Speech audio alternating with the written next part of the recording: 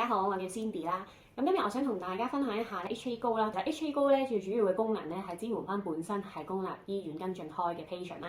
咁例如咧就係可以睇翻下一次預約見醫生嘅時間啦，或者覆診嘅時間啦，甚至係檢查嘅時間。另外咧就係安排預約遙距見醫生啦，同埋咧係交錢等等嘅服務嘅。不過咧就要留意翻一點啦，如果需要用 HA Go 進行預約嘅話咧，就需要有公立醫院或者私家醫生嘅轉介信先可以用到呢個預約通啦。咁而轉介信咧嘅有效期咧都一定要3個月內嘅。咁 HA Go 呢個 Apps 入面咧，其實仲有其他唔同嘅功能㗎。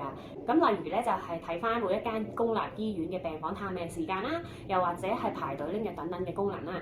而我自己個人認為咧，其實呢個 Apps 最好嘅一樣嘢咧，除咗可以睇到我自己本身喺公立醫院嘅 record 之外啦，其實我都可以將我屋企人咧擺埋喺一個叫做照顧親友呢一個功能入面嘅。咁我就唔怕唔記得佢哋幾時見醫生啦，又或者幾時要做檢查啦。而同時間咧，我都可以透過呢個 Apps 咧，可以睇得翻佢哋之前嘅預約記錄啦、藥物記錄啦。咁另外咧，仲有其他唔同嘅功能啦。不過咧，我就唔特別多講啦。如果大家有興趣咧，就可以上翻去 HA Go 呢個 Apps 度了解下嘅。